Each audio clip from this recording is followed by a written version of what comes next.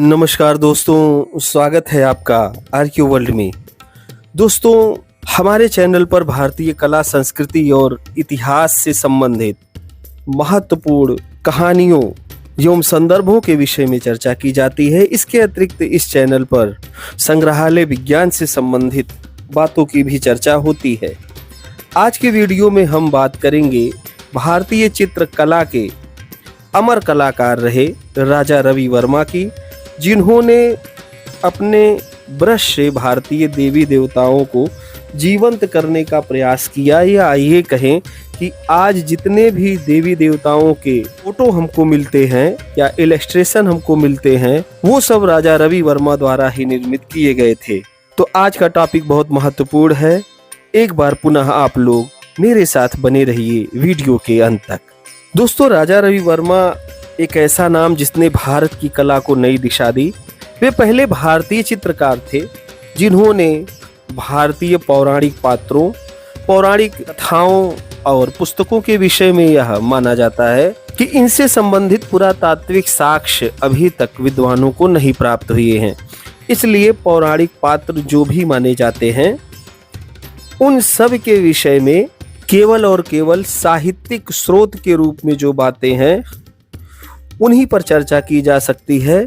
पुरातात्विक दृष्टिकोण से इनको प्रमाणित नहीं किया जा सकता है।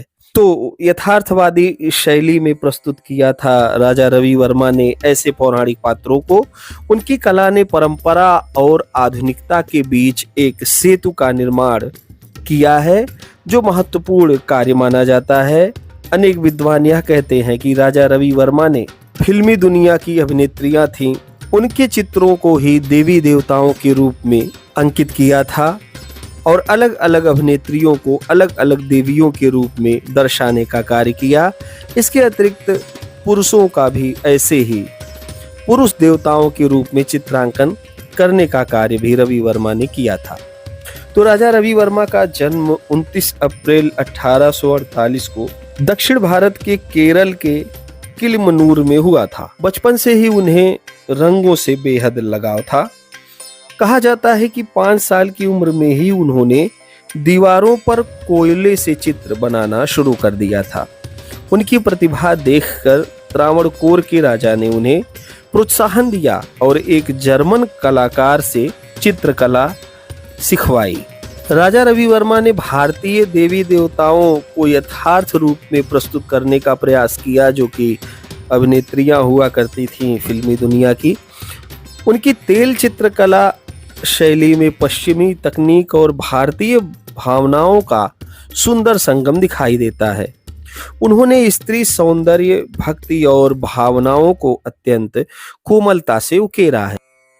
तो जो भी उन्होंने स्त्रियों के चित्र बनाए हैं, उसमें स्त्रियोचित अंगों को बहुत ही अच्छे तरीके से प्रदर्शित किया है। इसीलिए संभवतः उन्हें स्त्री सौंदर्य को निखारने वाला चित्रकार माना जाता है। उनकी कुछ अमर कृतियां हैं, जैसे शकुंतला पत्र लेखन, दमयंती और हंस, सरस्वती देवी, लक्ष्मी देवी, यशोदा और बालकृष्ण। हर चित्र में भारतीयता और भावनाओं की गहराई से झलक दिखलाई देती है। तो राजा रवि वर्मा द्वारा क्या योगदान दिया गया या क्या उपलब्धियां रहीं, तो राजा रवि वर्मा ने एक लिथोग्राफिक प्रेस की स्थापना की थी, जिससे उनके चित्र आम जनता तक पहुंचे। प्रारंभ में जब छापाखाना हमारे यहाँ नहीं था या प्रिंटिंग प्रेस नहीं था, तो हाथ से ही चित्रकारी की जाती थी, जिसको पेंट और ब्रश की सहायता से किया जाता था। बड़े बड़े इलस्ट्रेशन पर यह चित्रकारी की जाती थी और इस तरीके के चित्र महंगे दामों में बेचे जाते थे। चूंकि ये ऑर्गेनिक मटेरियल पर बनाए जाते थे, इसलिए इनको कड़ी धूप और नमी से भी बचाने की आवश्यकता पड़ती थी। तो यह थोड़ा कठिन प्रोसेस था, लेकिन फिर भी राजा रवि वर्मा ने लिथोग्राफिक प्रेस की स्थापना करके आम जनता तक अपने चित्रों को पहुंचाने का प्रयास किया। बाद में जब छापाखाना या प्रिंटिंग प्रेस आया, तब जाकर के इन देवी देवताओं के प्रिंटेड फोटोज निकलने शुरू हुए, जो कि आज भी बाजारों में देखे जा सकते हैं। इनको क्या सम्मान मिला, तो ब्रिटिश सरकार ने उन्हें कैसर-ए-हिंद पुरस्कार से सम्मानित किया था। उनकी कला ने आने वाली पीढ़ियों के कलाकारों को प्रेरणा दी। उनकी शैली ने भारतीय कला को एक नया आयाम दिया, जहां भारतीयता और आधुनिकता साथ साथ चलती है। तो निष्कर्षतः हम यह कह सकते हैं कि राजा रवि वर्मा केवल एक चित्रकार ही नहीं थे, बल्कि भारतीय संस्कृति के चित्रकार थे, जिन्होंने अपनी कला से भारत की आत्मा को रंगों में पिरो दिया था। तो जो भारत की मूल संस्कृति है, उसमें से कई सारे संदर्भ लेते हुए विशेष रूप से ब्राह्मण धर्म के देवी देवताओं को चित्रित करने का कार्य राजा रवि वर्मा द्वारा किया गया।